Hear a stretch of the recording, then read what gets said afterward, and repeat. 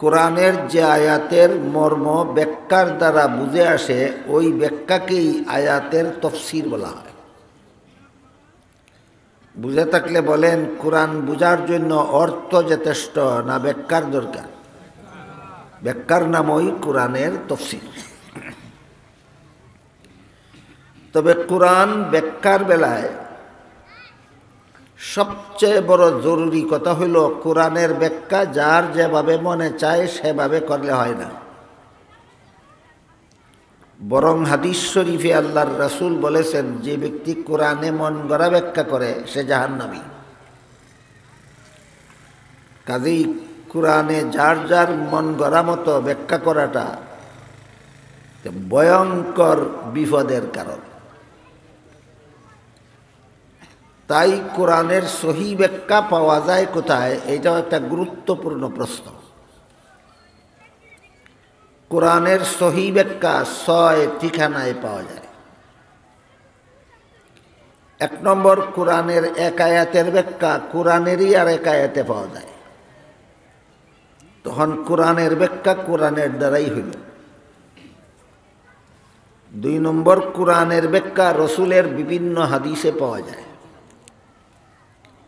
তখন কোরআনের ব্যাখ্যা রসুলের হাদিসের দ্বারা হইল। 3 নম্বর, কোরআনের ব্যাখ্যা সাহাবায়ে কেরামের জীবনীতে পাওয়া যায়, তখন কোরআনের ব্যাখ্যা সাহাবায়ে কেরামের জীবনীর দ্বারা হইল। 4 নম্বর, কোরআনের ব্যাখ্যা তাবেঈনের বিবরণে পাওয়া যায়, তখন কোরআনের ব্যাখ্যা তাবেঈনের বিবরণের দ্বারা হইল। 5 নম্বর, কোরআনের ব্যাখ্যা মজহাবের ইমামগণের কাছে পাওয়া যায়, তখন কোরআনের ব্যাখ্যা মজহাবে পাওয়া গেল। কাজেই কেউ যদি মজহাব মানে না, তার পক্ষে কোরআনের ব্যাখ্যা পাওয়ার একটা দরজা বন্ধ হয়ে গেল। 5 নম্বর, কোরআনের ব্যাখ্যা আরবি অভিধান এবং আরবি গ্রামারে পাওয়া যায়, তখন কোরআনের ব্যাখ্যা আরবি অভিধানের দ্বারা, আরবি গ্রামারের দ্বারা হল। এই 6 ঠিকানার বাইরে যদি কেউ কোরআনের কোনো ব্যাখ্যা করে, সেটা হবে তার মন গড়া ব্যাখ্যা। কাজেই কোরআনের যে আয়াতের অর্থের দ্বারা মর্ম বুঝে আসে না, সেই আয়াতের ব্যাখ্যা আমরা 6 ঠিকানার কোনো না কোনো ঠিকানার থেকে নিতে হবে। আজকে আমি আপনাদের সামনে কোরআনের যে আয়াতের অংশ তিলাওয়াত করেছি, তার ব্যাখ্যা রাসূলের একটা হাদিসে উল্লেখ আছে। কাজেই এই আয়াতের ব্যাখ্যা রাসূলের হাদিসের দ্বারা আমরা বোঝার চেষ্টা করব। আল্লাহ যে বললেন, আল্লাহ যাকে হেদায়েত করতে চান তার অন্তরকে ইসলামের জন্য খুলে দেন। আল্লাহ কাকে হেদায়েত করতে চান আর যাকে হেদায়েত করতে চান তার অন্তরকে ইসলামের জন্য খুলে দেন, কথার মর্ম কি?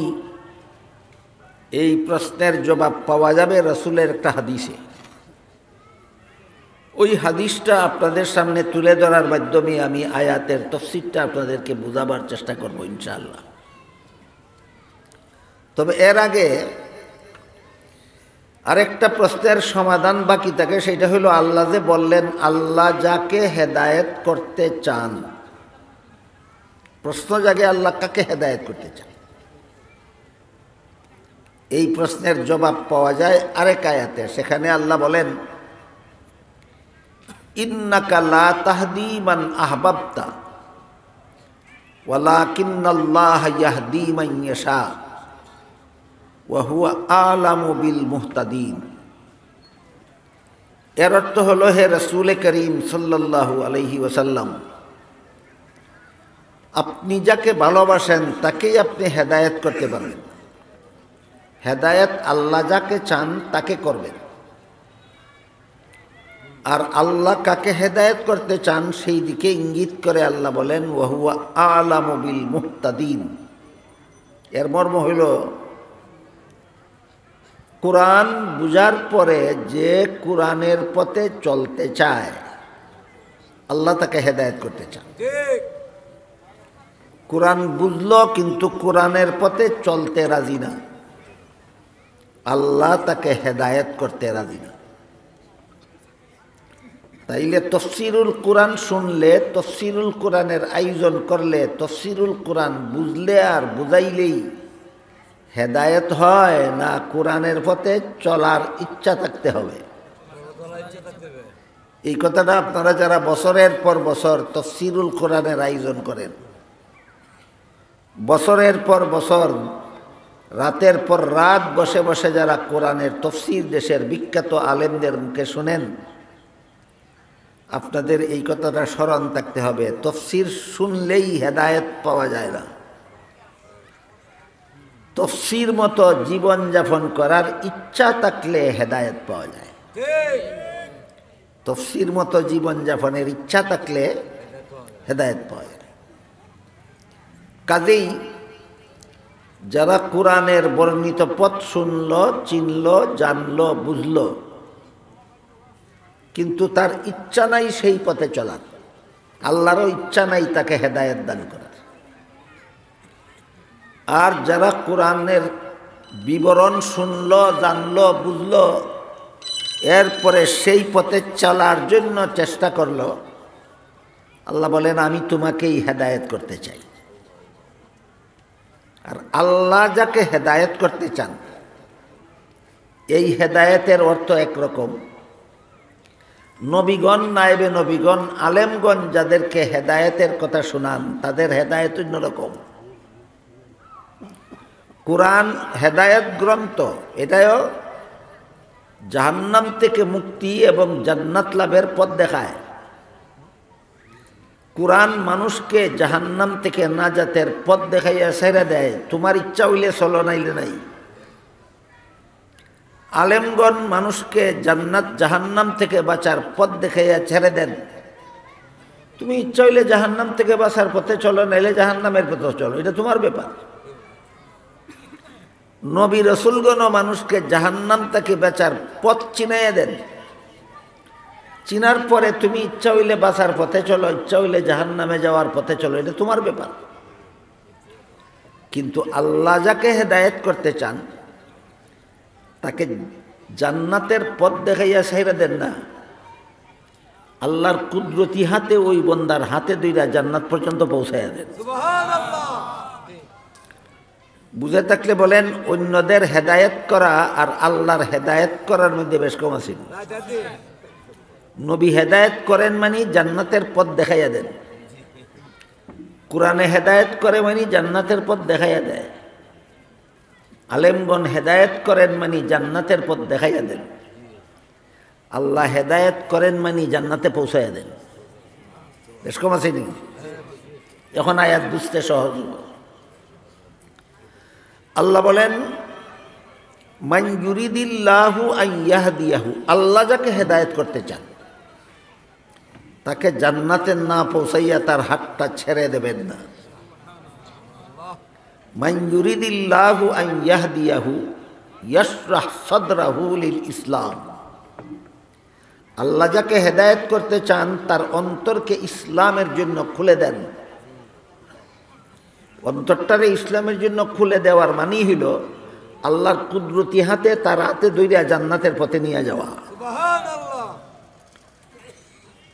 এই জন্য আমরা যারা বৎসরের পর তফসির শুনি, তফসির বুঝি, তফসিরের আয়োজন করি, এই মূল কথাটা আমাদের সব সময় মাথায় রাখতে হবে। আল্লাহর বিধান মতো যে কাজগুলি হারাম, এই কাজগুলি আমার বর্জন করতেই হবে হেদায়েত পাইতে হইলে। আল্লাহর বিধান মতো যে কাজগুলি আমার করার কথা, কাজগুলি আমার করতেই হবে হেদায়েত পাইতে হইলে। কিন্তু দুঃখের বিষয়, আমাদের বর্তমান সমাজে বহু শ্রোতা, তফসিরুল কোরআনের শ্রোতা এমন পাওয়া যায় যারা তফসিরুল কোরআনের আয়োজনের দরকার হইলে হাজার হাজার টাকা দিয়া দিবে, দরকার হইলে দিনে রাতে পরিশ্রম করবে, দরকার হইলে যে কোনো ত্যাগ স্বীকার করবে তাফসীরুল কোরআন চালু রাখার জন্য। কিন্তু এখানে বসে কোরআনের দৃষ্টিতে আল্লাহর বিধানে যেটারে হারাম জানলো বুঝলো, এটা ছাড়তে রাজি হয় না। এর মানে হইল তোমার কপালে হেদায়েত নাই। তুমি কোরআনের তফসিরের জন্য সব কিছু করো, কিন্তু তফসিরটা নিজের জীবনে ফিট করতে রাজি না, এর মানে হইল তোমার কপালে হেদায়েত নেই। এর একটা উদাহরণ দেই। কোরআন হাদিসের বিবরণ দ্বারা, চার মাযহাবের ইমামের ব্যাখ্যা বিশ্লেষণ দ্বারা, বর্তমান দুনিয়ার শ্রেষ্ঠ মুফতি সাহেবগণের ফতোয়ার দ্বারা এই কথা সুস্পষ্টভাবে প্রমাণিত যে নিতান্ত ঠেকা বশত ছাড়া মানুষ এবং পশুর কোনো প্রাণীর ছবি তোলা হারাম। ছবি গড়ে লটকাইয়া রাখা হারাম, ছবি যত্ন কইরা রাখা হারাম। শুধু ঠেকা বশত হালাল। ঠেকা বশত কেমন? একজন হজে যাবে, পাসপোর্ট লাগবে, ছবি ছাড়া পাসপোর্ট হবে না। হজে যাওয়ার জন্য পাসপোর্ট করলো, পাসপোর্টে লাগাবার জন্য ফটো তুললো। বলেন এটা কি বিলাসিতার ছবি না ঠেকা বশত? এইটা হালাল। এমনি মেহমান আসলেন, বসলেন, দাঁড়াইয়া মেহমানের ছবি তোলার শুরু করলো। মেহমান গাড়ির থেকে নামলেন, গাড়ির সামনে দাঁড়াইয়া ছবি তোলা শুরু করলো। মেহমান একটা কামরায় বিশ্রাম করতে বসেন, ওখানে ঢুকে গিয়ে ছবি তোলা শুরু করলো। কইলাম 7 দিনের 7 দিনেই তফসির শুনে, একদিনও লঙ্ঘন করে না। এদের 7 দিন তফসির শুনে আর পথে ঘাটে ফটো তুলে, 7 দিনের তফসির শোনার মানে হলো কচু পাতার মধ্যে 7 কলসি পানি রেলে দেওয়া। কচু পাতার মধ্যে 7 কলসি পানি রেলে দিলে কি পরিমাণ ভিজব? এর তফসির শোনা কচু পাতার পানি ডালার মতোই। পানি ডালা হয় ডেলি ডেলি, তফসির শুনে প্রত্যেক দিন। হারাম কাজটা সারে না, ফটো তোলার হারাম সারে না। এই জন্য আল্লাহ বলেন, মান ইউরিদিল্লাহু আন ইয়াহদিয়াহু ইয়াশরাহ সাদরাহু লিল ইসলাম। কোরআন বুঝলেই, কোরআন শুনলেই হেদায়েত হয় না। কোরআনের কথা মতো চলতে যে প্রস্তুত থাকে, আল্লাহ তাকে হেদায়েত দান করে। কোরআনের বিধান মতো যে চলতে প্রস্তুত থাকে, রাজি থাকে, আল্লাহ তাকে হেদায়েত দান করে। বুঝে থাকলে বলেন, কোরআন বুঝার নাম হেদায়েত না কোরআন মতে চলার নাম হেদায়েত? কোরআন বুঝার নাম হেদায়েত নয়। গিরিশচন্দ্র সেন একজন হিন্দু পণ্ডিত ছিল, বাংলা ভাষায় কোরআনের অনুবাদ লিখেছিল। না বুঝা লিখছে। কোরআন যদি বুঝা থাকস তাহলে তুই গিরিশচন্দ্র সেন লইলে কেমনে? তুই তো আব্দুল্লাহ হওয়ার কথা, এটা কচু পাতা। আমরা মুসলমান কেন গিরিশচন্দ্র সেনের মতো কচু পাতা হব? গিরিশচন্দ্র সেন আছে, এই জন্য 30 পারা কোরআনের অর্থ লেখছে, হেদায়েত পাইছে না। আমি তো মুসলমান, আমি 7 দিন তফসির শুনবো, আমি হেদায়েত পাবো না কেন? মুসলমান কেন গিরিশচন্দ্র সেনের মতো কোরআন বুঝবে? মুসলমান কোরআন বুঝলে মুসলমানের মতো কোরআন বুঝতে হবে। এই নিয়তে তফসিরে বসতে হবে যে আল্লাহর বিধান আমার উপরে যেটা বর্তায় আমি সেটা পালন করব। তবেই শুধু যারা তফসির শুনে, তফসির শোনা সার্থক হবে, হেদায়েত পাবে। যখন আয়াত নাজিল হইল, আল্লাহ বলেন, আল্লাহ যাকে হেদায়েত করতে চান তার অন্তরকে ইসলামের জন্য খুলে দেন। সাহাবায়ে কেরাম জিজ্ঞাসা করলেন, ওগো আল্লাহর রাসূল, কোনো মানুষের অন্তরকে ইসলামের জন্য খুলে দেওয়ার ব্যাখ্যা কি? এই ব্যাখ্যাটাই তফসির, এই ব্যাখ্যাটাই আয়াতের তফসির। রাসূল বলেন, কোনো মানুষের অন্তরকে যে আল্লাহ ইসলামের জন্য খুলে দেন, এই খুলে দেওয়ার ব্যাখ্যা হইল আল্লাহ তার অন্তরে একটা নূর দান করেন। কোনো মানুষের অন্তরকে আল্লাহর পক্ষ থেকে ইসলামের জন্য খুলে দেওয়ার ব্যাখ্যা হইল তার অন্তরে আল্লাহ একটা নূর দান করেন। এটা হলো অন্তরকে ইসলামের জন্য খুলে দেওয়ার ব্যাখ্যা। এই নূর জিনিসটা কি সামনে আসতেছে, সাহাবায়ে কেরাম আবার ব্যাখ্যা চাইবেন যে এই নূরের ব্যাখ্যা কি। রসুল ব্যাখ্যাও বলে দিয়েছেন, কিন্তু এর সারমর্মটা আমি আগেভাগে আপনাদেরকে বলে দিই।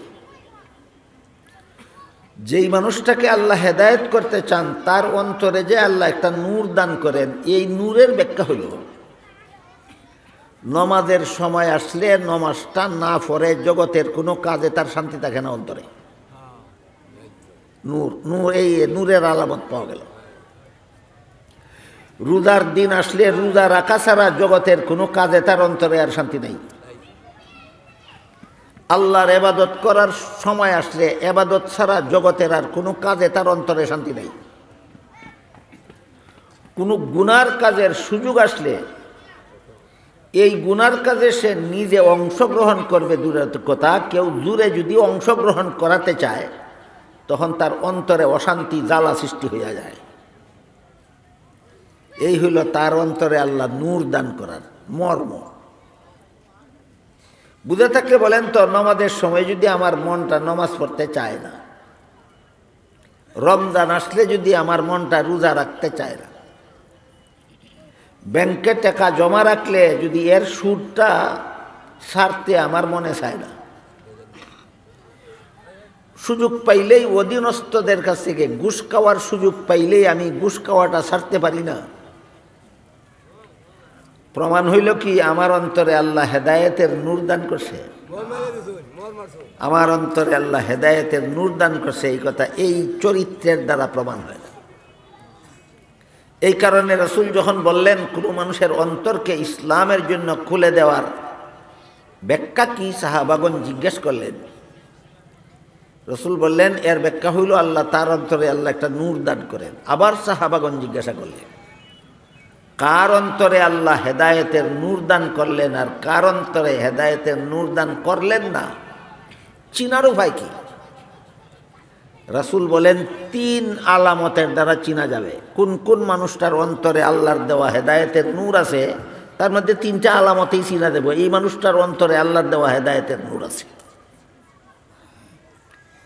তাহলে আয়াতের তাফসীর কিসের দ্বারা শুরু হইল? এখন রাসূলের হাদিসের দ্বারা। যে আয়াত পড়ছিলাম এই আয়াতের ব্যাখ্যা এখন কিসের দ্বারা শুরু হইল? রাসূলের হাদিসের দ্বারা। হাদিস শরীফে রাসূল বলেন যার অন্তরে আল্লাহ হেদায়েতের নূর দান করেছেন 3টা আলামতের দ্বারা তারা চিনা যাবে। রাসূল বলছেন চিনা যাবে না, না চিনা যাবে। কেমনে চিনা যাবে? 3 আলামতের দ্বারা। যার অন্তরে আল্লাহ হেদায়েতের নূর দান করেছেন তার মধ্যে 3টা আলামত অবশ্যই পাওয়া যাবে। 3 আলামতের 1 নম্বর আলামত হইল সে অন্যায়ভাবে দুনিয়াটা উপভোগের চেষ্টা করবে না। অন্যায়ভাবে দুনিয়াকে উপভোগের চেষ্টা করবে না। না অন্য লোকের মাল অন্যায়ভাবে খাওয়ার চেষ্টা করবে, না নেওয়ার চেষ্টা করবে, না গ্রহণ করার চেষ্টা করবে, না কোনো সর্দারি আর মাতব্বরি গায়ের জোরে দখল করার চেষ্টা করবে, না কোনো মহিলার সাথে অশালীনভাবে চলাফেরার চেষ্টা করবে। কোনো মহিলার সাথে অশালীনভাবে চলাফেরার চেষ্টাই সে করে না। কোনো পদ গায়ের জোরে দখল করার চেষ্টাই সে করে না। কোনো মানুষের টাকা পয়সা ধন সম্পদ অন্যায়ভাবে দখল করার চেষ্টাই করে না। একটা আলামত পাওয়া গেল তার অন্তরে আল্লাহ হেদায়েতের নূর দান করেছে। আল্লাহর কুদরতি হাতে তার হাতে ধরে ফেলেছেন। তোমার অন্তরের মধ্যে আর মানুষের সম্পদ অন্যায়ভাবে বুক করার লোভ লালসা আল্লাহ ঢুকতেই দিবেন না। অন্যের ধনের উপরে তার লোভই নেই। গায়ের জোরে সর্দারি নেতাগিরি মাতব্বরি করার লালসাও আল্লাহ তার অন্তরে রাখেন না, কারণ তারা আল্লাহ হাতে ধরছেন জান্নাতে পৌঁছাই দিবেন। মহিলার সাথে অশ্লীলভাবে বেহায়ামির সাথে চলাফেরা করার রুচি ওই তার থাকে না। আল্লাহ তার হাতে কুদরতি হাতে ধরে ফেলেছেন। অন্যায়ভাবে মহিলাকে বুক করার লালসা তার অন্তরে রাখবেন না। অন্যায়ভাবে মাতব্বরি দখল করার লোভ তার অন্তরে আল্লাহ রাখবেন না। অন্যায়ভাবে কোনো মানুষের সম্পদ গ্রহণ করার লালসা আল্লাহ তার অন্তরে রাখবেন না, কারণ আল্লাহ চান তাকে জান্নাতে পৌঁছাইয়া দিতে। কাজেই রাসূল বলেন, যার অন্তরে আল্লাহ হেদায়েতের নূর দান করেছেন 3 আলামতের দ্বারা তারে চেনা যাবে। 1 নম্বর আলামত, দুনিয়াটা অন্যায়ভাবে উপভোগের চেষ্টা করবে না। 2 নম্বর আলামত, আখিরাতের সুখ শান্তি আর বুক বিলাসের যত কাজ আছে এই কাজগুলি নিয়ে জীবন ভর ব্যস্ত থাকবে। সোজা কথায় ইবাদত বন্দেগী নিয়ে ব্যস্ত থাকবে। যেই লোক ইবাদত বন্দেগী নিয়ে ব্যস্ত থাকে, রাসূল বলেন তার মধ্যে 2 নম্বর আলামত পাওয়া গেল, আল্লাহ তার অন্তরে হেদায়েতের নূর দান করেছেন। 3 নম্বর, ভালো মরণের জন্য আজীবন চেষ্টা সাধনা চালাইবে। কারণ মানুষের মরণ 2 রকম হয়। একদল মানুষের মরণকালে তারে জাহান্নাম দেখাইয়া জাহান্নামের দুঃসংবাদ দিয়া জান বাইর করা হয়। এই মরণটা ভালো মরণ না জঘন্যতম খারাপ, এই রকম মরণ যেন না হয়। আর একদল মানুষের মরণকালে তারে জান্নাতের ঠিকানা দেখাইয়া জান্নাতের সুসংবাদ দিয়া জান বাইর করা হয়। এই রকম মরণ হওয়ার জন্য সদা সর্বদা সচেষ্ট থাকবে, চেষ্টা চালু রাখবে। রাসূলের ভাষায় এই 3 আলামত এইভাবে বলা হয়েছে। 1 নম্বর আলামত, যেই ব্যক্তি দুনিয়ামুখী হবে না। 2 নম্বর আলামত, যেই ব্যক্তি আখিরাতমুখী হবে। 3 নম্বর আলামত, যেই ব্যক্তি ভালো মরণের জন্য প্রস্তুতি গ্রহণ করবে। এই 3 আলামত যার মধ্যে পাওয়া যাবে, প্রমাণ পাওয়া গেল আল্লাহ তার অন্তরে হেদায়েতের নূর দান করেছেন। আল্লাহর কুদরতি হাতে তার হাতে ধরে ফেলেছেন। জান্নাতে পৌঁছাইবার আগে তার হাতটা আল্লাহর কুদরতি হাত থেকে ছাড়বেন না। কাজেই আমরা যারা তাফসীরুল কোরআন এর আয়োজন করি, আমরা যারা তাফসীরুল কোরআন শুনি, সাহায্য সহযোগিতা করি, সমর্থন দেই কোরআন বুঝার জন্য, এই বুঝাটার নাম হেদায়েত নয়, বুঝাটার নাম জানা। জানা আর হেদায়েত এক কথা নয়।